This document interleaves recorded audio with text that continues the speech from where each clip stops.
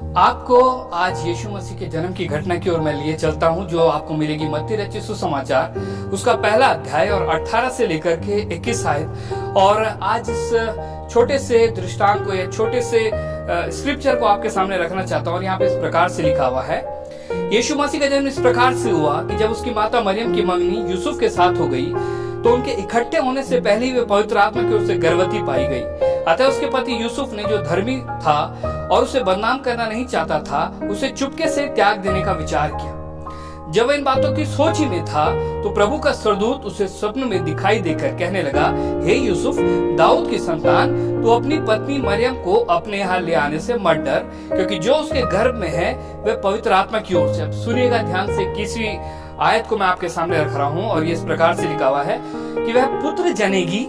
ये स्वर्गदूत किसको कह रहा है? वो स्वर्गदूत जो परमेश्वर के सामने खड़ा रहता है, एकमात्र सृष्टिकर्ता परमेश्वर के सामने जो स्वर्गदूत खड़ा रहता है। परमेश्वर ने उसे अपना संदेशवाहक बना करके उस जिब्राइल को भेजा है और वो यूसुफ के पास आया है, क्योंकि यूसुफ डर रहा है कि मेरी पत्नी गर्भवती है, मैं उसको अपने पास लाऊंगा, शायद बदनामी होगी, तरह तरह की बातें इसके मन में है। लेकिन वही परमेश्वर के द्वारा स्वर्गदूत उसके स्वप्न में आ रहा है और स्वप्न में स्वर्गदूत ये बात कह रहा है, ये बात यूसुफ से कह रहा है। सुनिएगा, वह पुत्र जनेगी। कौन? मरियम। और लिखा हुआ है, तू उसका नाम यीशु रखना, क्योंकि वह अपने लोगों का उनके पापों से उद्धार करेगा। हर एक का कोई ना कोई नाम होता है संसार में। आप जो इस वीडियो को देख रहे हैं, आपके भी कुछ ना कुछ नाम होंगे। और इसी प्रकार वो जो पुत्र पैदा होने वाला था, उसका नाम जमीन पर नहीं रखा गया या किसी मनुष्य ने नहीं रखा या किसी राजा महाराजा ने नहीं रखा, लेकिन स्वयं स्वर्गों के परमेश्वर ने उसका नाम पहले ही रख दिया था। और जैसे आप और मेरे नाम का कोई ना कोई मतलब होता है, उसी प्रकार से यीशु के नाम का भी एक अर्थ है। और यूसुफ को कह रहा है, देख, तो अपनी सोच, अपने विचार, अपनी समझ से उसका नाम मत रखना, लेकिन तू एक काम करना, उसका नाम यीशु रखना। और जब यहाँ पे आप इसको पढ़ते हैं बाइबल में, तो इसके ऊपर एक स्टार बना हुआ है और जिसका नीचे इब्रानी भाषा में लिखा हुआ है, जिसका अर्थ है प्रभु उद्धार करता है। इसका मतलब यीशु के नाम का ही अर्थ है प्रभु उद्धार करता है। और लिखा हुआ है, क्योंकि वह, उसका नाम यीशु इसलिए रखा जाएगा क्योंकि वह अपने लोगों का उनके पापों से उद्धार करेगा। जब ये बात उस जमाने में, आज से 2000 साल पहले इजराइल देश के अंदर और बैतलहम के अंदर जब ये बात कही गई, तो वहां पे यहूदी रहा करते थे। और यहूदी भी और इजरायली काफी समय से, क्योंकि भविष्यवाणियों की पुस्तक में एक भविष्यवाणी की गई थी कि छुटकारा देने वाला आएगा, छुटकारा देने वाला आएगा, छुटकारा देने वाला आएगा। और वो सब एक छुटकारा देने वाले की बाट जो रहे थे। लेकिन यहूदियों ने इस प्रकार से सोच लिया, क्योंकि वो रोम की गुलामी में थे, कैसर की गुलामी में थे, तो शायद उन्होंने ये सोचा कि ये जो आएगा, जो भी आएगा मसीहा या छुटकारा देने वाला, ये रोम की गुलामी से उनको आजादी देगा, ये उनको कैसर की गुलामी से आजादी देगा। जब आप बाइबल में बहुत से जिक्र को पढ़ते हैं, मैं छोटी सी बात आपके सामने रखना चाहता हूं। जब आप बाइबल में पढ़ते हैं, 2 कुकर्मी यीशु मसीह के अगल बगल लटकाए गए थे। एक कहने लगा, यदि तू मसीह है तो अपने आप को भी उतार और मुझको भी बचा ले, मुझको भी उतार दे इस सलीब से। सलीब की दर्दनाक मृत्यु को वो तीनों सह रहे थे, जिनमें बीच में यीशु मसीह था और दाएं बाएं 2 कुकर्मी लटकाए गए थे। हालांकि यीशु मसीह ने कोई गुनाह नहीं किया, लेकिन वो जो उसके एक तरफ लटकाया गया था, वो कह रहा है, यदि तू मसीह है तो अपने आप को भी बचा और मुझको भी बचा। अजीजों, छुटकारा इसको भी चाहिए था। मेरे मित्रों, छुटकारा इसे भी चाहिए था, लेकिन इसको अपने गुनाह से छुटकारा नहीं चाहिए था, इसको पाप से छुटकारा नहीं चाहिए था। ये सिर्फ इतना चाहता था कि मैंने जो गुनाह किए हैं, मुझे उसकी सजा मिल रही है, मुझे इस शारीरिक सजा से छुटकारा मिल जाए। और शायद जब ये छूटता, ये फिर से गुनाह करता, क्योंकि इसे गुनाह के छुटकारे की परवाह नहीं थी।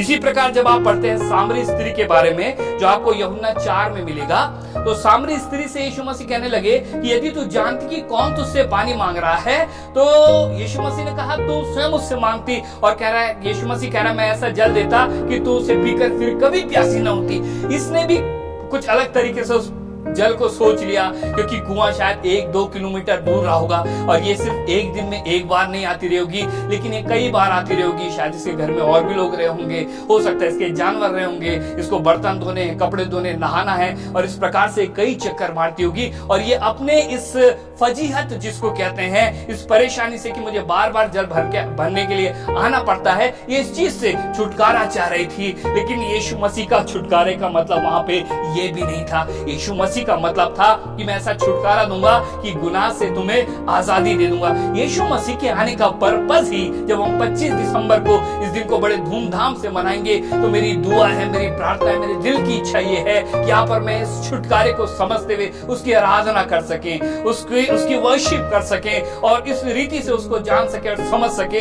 क्योंकि जब वो छुटकारा देने आया तो ये शारीरिक छुटकारा नहीं था, ये हमारी और परेशानी से छुटकारा नहीं था, ये सिर्फ बीमारियों से छुटकारा नहीं था, ये सिर्फ हमारे कर्जे से या दुष्ट आत्माओं से छुटकारा नहीं था, ये सिर्फ हमारी पीड़ाओं से छुटकारा नहीं था, लेकिन ये गुनाह से छुटकारा था। और जब यीशु मसीह के लिए ये बात कही गई कि वो अपने लोगों को उनके पापों से छुटकारा देगा, तो शायद कई लोग इस बात को समझ नहीं पाए। आज भी अगर आप संसार में किसी को बोले या तो आप गुनाहों से माफी ले लो, या आपको बड़ी नौकरी दे दी जाए, या आपको बड़ा बंगला दे दिया जाए, बड़ी कार दे दी जाए, तो मैं समझता हूं कि ज्यादातर लोग बड़ी कार, बड़ा बंगला और बड़ी नौकरी को पाना चाहेंगे, लेकिन गुनाहों से माफी आज भी लोग एक हल्की बात जानते हैं। मेरे मित्रों, आपको मैं इस प्रकार से समझाना चाहता हूं कि गुनाह एक भयंकर चीज है। गुनाह भयंकर चीज है, और इस भयंकरता का अनुमान आप इस प्रकार से लगा सकते हैं, जब आपको एक छोटी मोमबत्ती बुझानी होती है तो आप एक हल्की सी फूंक से काम चला लेते हैं, लेकिन वहीं जब आपको थोड़ी बड़ी आग बुझानी पड़ती है तो आप ज्यादा पानी डालते हैं। वहीं जब आपको एक बड़ी बिल्डिंग की आग बुझानी पड़ती है तो दमकल की गाड़ी आती है, फायर ब्रिगेड की गाड़ी आती है और वो उस आग को बुझाने के लिए बहुत सारा पानी डालती है। और वहीं जब जंगल में आग लगती है तो पूछिए मत। मैं इस प्रकार से इस बात को आपको समझाना चाहता हूं कि यदि ये गुनाह छोटी मोटी बात होती, यदि इसकी सजा इतनी भयंकर न होती, तो यीशु मसीह खुद अपने प्राण को बलिदान न करते, या परमेश्वर अपने पुत्र पर इतनी दर्दनाक मृत्यु ना देता, या इतना पीड़ा यीशु मसीह को ना सहनी पड़ती, या परमेश्वर को अपना इकलौता पुत्र ना भेजना पड़ता। नौकरी शायद मिल जाए, जमीन जायदाद शायद आप और तरीके से कमा सकते हैं, बड़ी गाड़ी आपको मिल जाए, लेकिन गुनाहों की माफी सिर्फ यीशु मसीह दे सकता है। और जब यीशु मसीह पैदा होने वाला था तो यूसुफ के पास क्या रहा है, तो उसका नाम यीशु रखना, क्योंकि वो अपने लोगों का उनके गुनाहों से, उनके पापों से उनको आजादी देगा। जब आप और मैं पाप को देखते हैं तो चोरी करना, हत्या करना, व्यभिचार करना, लुचपन, ईर्ष्या, बहुत सारी बातें हैं, शायद 100 हो सकते हैं, शायद 200 या शायद 1000 तक आप और मैं पाप को गिना सकते हैं। लेकिन जब बाइबल पाप की बात करती है तो पाप एक सामर्थ को दिखाती है। बाइबल पाप को एक सामर्थ की तरह दिखाती है।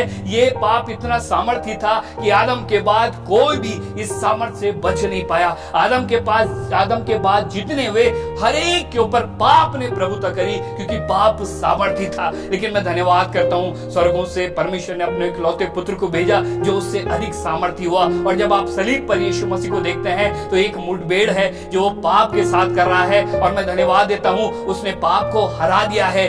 दो सामर्थ हर एक राज्य में, हर एक मुल्क में, हर एक जाति के ऊपर, किसी भी धर्म और समुदाय का हो, वो दो सामर्थ उस समय भी काम करती थी और आज भी काम करती है। वो है पाप की सामर्थ और वो है मृत्यु की सामर्थ। जिस समय यीशु मसीह आया उस समय यहूदियों के ऊपर रोम उनके ऊपर शासन कर रहा था। लेकिन अगर आज की बात करें तो आज उनको रोम की सामर्थ से या रोम के शासन से डर नहीं है, आज उनको कैसर का डर नहीं है। लेकिन आज वही सामर्थ जो 2000 साल पहले काम कर रही थी यहूदियों के बीच में, या हमारे मुल्क में, या किसी और मुल्क में, अमेरिका में, इंग्लैंड में, चाइना में, भूटान में, आप किसी भी देश को ले लीजिए, जो सामर्थ 2000 पहले काम कर रही थी वही सामर्थ आज भी काम कर रही है और वही सामर्थ कल भी काम करेगी, अर्थात पाप की सामर्थ और मृत्यु की सामर्थ। और मैं धन्यवाद देता हूँ यीशु मसीह इसलिए आया कि उस सामर्थ को, जो पाप की सामर्थ थी, हमारे ऊपर से उतार फेंके, हमारे ऊपर से उतार फेंके। और मैं धन्यवाद करता हूँ, यीशु मसीह ने बखूबी इस काम को किया और पाप की सामर्थ को उतार फेंका। और तीसरे दिन जब वो मारा गया, तीसरे दिन मुर्दों में से जीवित हुआ और इस प्रकार से उसने मृत्यु की सामर्थ को भी नाश किया। और कुरिन्थियों में कहीं पे लिखा हुआ है, अंतिम बैरी जो नाश किया जाएगा वो मृत्यु है। मेरे मित्रों, मेरे अजीजों, मेरे दोस्तों, आज आप और मैं इस प्रकार से इसको समझ सके कि यीशु मसीह के आने का उद्देश्य ये है इस संसार में कि आप और मैं उस पाप की सामर्थ से आजाद हो सकें, उस मृत्यु की सामर्थ से आजाद हो सके और उस हमेशा की जिंदगी को जिसके लिए खुदावंद यीशु मसीह संसार में आया आप और मैं पा सके। मैं गॉड ब्लेस यू। खुदा आपको बरकत दे, खुश रहे और इस रीति से समझ करके बड़े सोच विचार के साथ, बुद्धिमानी के साथ उस यीशु मसीह के आमद की खुशी को, जन्म की खुशी को मना सके। God bless you.